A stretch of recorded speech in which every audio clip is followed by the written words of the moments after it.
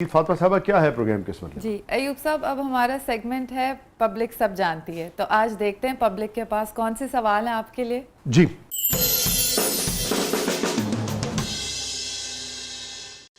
अयूब साहब, आपने कहा कि आप लड़कियां देखने के चक्कर में पीटीवी गए। आप एक्टर तो बन गए, मगर आप जिस काम के लिए गए थे, क्या वो काम आपका हो गया? ये मैंने कहीं मैंने ये बात कही है और इसमें सच है, झूठ भी नहीं है कि मैं इसीलिए गया था।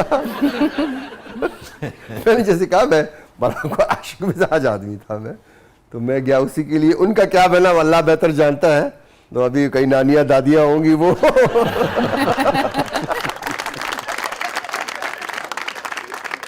तो वो ये था, अभी उनका क्या बना है, अगर उनमें से कोई एक देख रही है तो वो शायद आपको जवाब दे कि मैं वही हूँ। और ये कब कह दिया था आपने? मतलब किसी इंटरव्यू में मैंने ये बात कही है। अभी हाल ही में कही, पुराना कही? हाल ही में। अच्छा अच्छा अच्छा अच्छा, तभी तो उनको याद आया ना। ये तो पीछा नहीं छोड़ेगी आप। हाँ, तो जैसे आपने कहा ना कि वो एक चलता है सिलसिला। सोशल मीडिया नहीं छोड़ेगा आप। जी अयूब खोसा साहब से मेरा सवाल है कि आपका क्रश कौन है और ज़िंदगी में कितनी मोहब्बतें हुई हैं, कभी कोई मोहब्बत मिली भी है या नहीं? 3 सवाल हैं जी। मेरी जो वैसे तो मोहब्बतें मुझे याद नहीं कि कितनी हुई हैं, बेशुमार हुई हैं। एक सीरियस मोहब्बत हुई है जो कि नहीं हुआ, उसके बाद फिर वालिदैन का डंडा चला।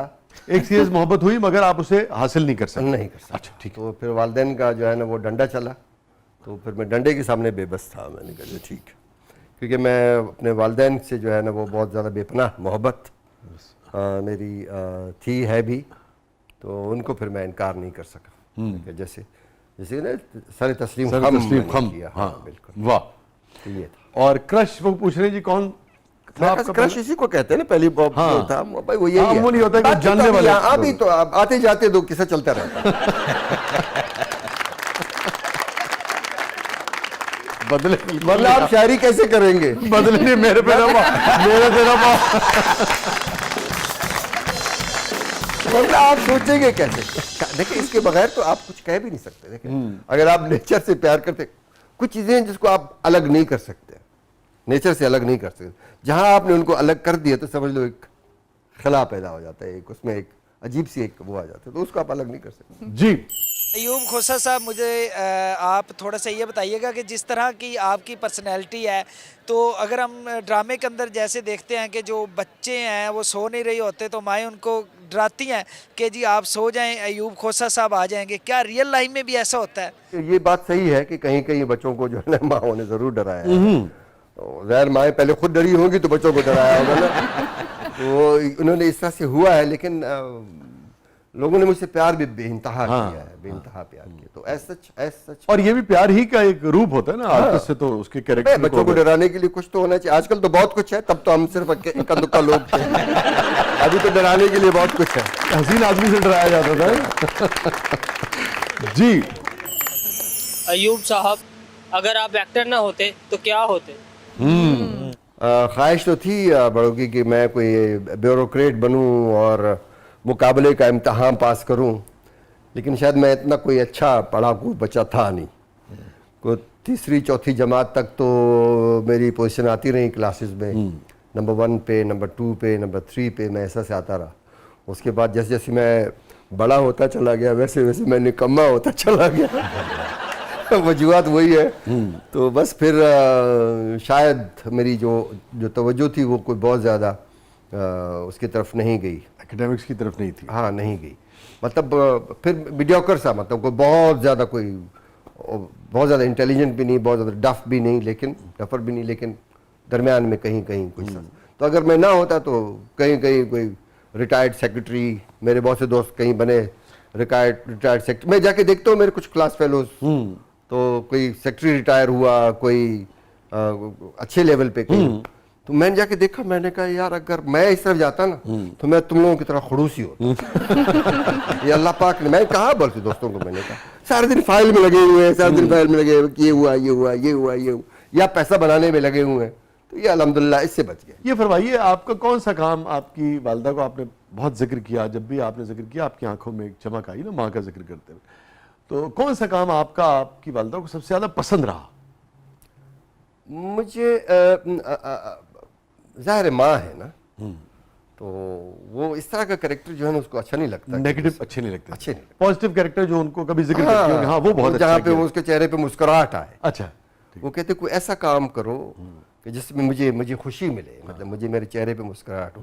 बेटा ये किस तरह के काम क्यों करते हो, नेगेटिव है, कहीं कोई चोर है, कहीं मारे जा रहे हो, कहीं पकड़े जा रहे हो, कहीं घसीटे जा रहे हो। तो मैंने कहते अभी हम क्या करें, काम है।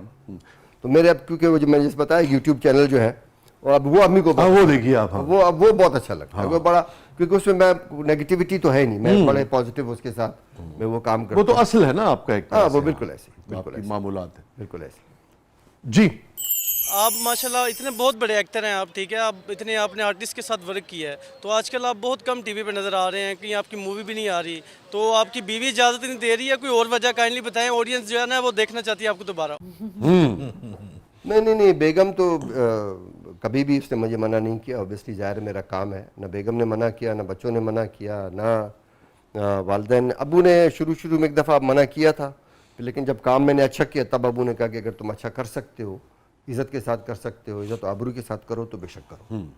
तो मना तो किसी ने भी नहीं किया। काम कम का आप आजकल का कह सकते हैं, निस्बतन कम किया। हाँ निस्बतन आप आजकल का कह सकते हैं, क्योंकि आजकल कहीं ना कहीं मेरा जो ये हुलिया है वो इसके आड़े आ जाता है, और फरमाइश हो जाती है। मुझसे किसी प्रोडक्शन हाउस ने फरमाइश की कि अगर आपके बाल छोटे हों, अगर आप शेव कर लें, अगर आपके, मैंने कहा देखें या तो आप मुझे कायल करें कि आप कोई ऐसा कोई मार्का लारा काम कर रहे हैं जो कि दुनिया के बड़े बड़े जो प्रोडक्शंस हैं, हॉलीवुड है या फला वुड है, उसके करीब करीब का है, तो मैं तो करने के लिए तैयार हूँ। आपके पास स्क्रिप्ट का वही बुरा हाल है, आप सास और बहू वाले कैरेक्टर से बाहर निकल नहीं पा रहे हैं, आपकी कहानियाँ एग्जैक्टली वही हैं, डायरेक्शन का आपका बुरा हाल है, डायरेक्टर बैठा होता है पीछे कुर्सी पे, अगला सीन देख रहा होता है, डीओपी के हवाले कर देता है कि जनाब ये सीन कर लो, तो डीओपी ने लाइटें वाइटें उसी पे डिपेंडेंट होते हैं। तो इस तरह के काम के लिए आप क्या करें। तो मैं खास मैं वाहिद एक्टर हूँ जो कि सेम इसी हुलिये में चल रहा है। तो आपको बहुत पसंद है अपने बाल और अपना जो भी मतलब अपीयरेंस है। मैं हालांकि मैंने बेशुमार मैंने गेटअप्स किए, बेशुमार मैंने गेटअप्स किए। वो ऐसा नहीं है कि मतलब कुछ हो तो सही, मगर कुछ हो तो सही, नहीं है तो ठीक है, जाने दो, ऐसे सही। जी, मेरा अयूब कोसा साहब से फरमाइश है कि आप जितने सख्त मिजाज लगते इतना सा एक गाना सुना दे या एक रोमांटिक डायलॉग बोल के दिखाए। मैं एक ड्रामा सीरियल हम कर रहे थे दश्त के नाम से, हाँ आबिद अली साहब वाला, आबिद अली साहब वाला। मगर ये तासुर क्यों गया कि सख्त मिजाज मैं है? अभी इसका मिजाज तो है नहीं आप। मैं हुलिया, हाँ हुलिया, तो उसमें ज़ाहिर है जो हमारे जिनके साथ मेरा काम और अतीका ओडो के साथ था, अतीका ओडो, नुमान इजाज, असद मलिक, आबिद अली साहब खुद, तो बहुत बड़ी कास्ट, हाँ बहुत बड़ा सीरियल था। सबिया खानम जी उसमें मौजूद थी, फजीला काजी थी उसमें, बहुत सारे लोग थे। तो उसमें एक सीन था जिसमें मैंने कोई रोमांटिक होना था अतीका ओडो के साथ, तो वो बड़ी मुश्किल पेश आई मुझे, बड़ी मुश्किल मुझे पेश आई।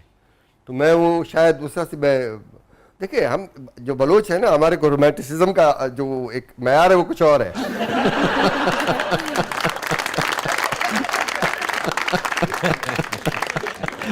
तो वो उस तरह से जो है ना, वो हाथ पकड़ के मेरे तारिक महराज के साथ बड़ी मेरी बहस होता था। और तारिक साहब तो बेपनाह रोमांटिक, टिपिकल हाथ वाला, बेपनाह वो हाथ, वो कहते थे कि ये इस तरह की उंगलियां, इस तरह के नाक, कोरे कितनी हंसी मैंने कहा है। यार खुदा को मानो यार, ये क्या है यार, ये तुम्हारे लट और तुम्हारी ये आंखें, ओ यार, मैंने कहा भाई खुदा। तो मैं बहुत ही माफी के साथ आपके शायद इस सवाल का जवाब प्रॉपर मैं दे ना सका, तो न कोई मुझे कोई गाना आता है न कुछ आता, मैं बड़ा इस हवाले से जो है ना मुझे वो नहीं है। और मेरे ख्याल में इससे पहले कि आप तफसीली जवाब की तरफ जाएं, बेहतर है हम ब्रेक की तरफ चलें। ब्रेक।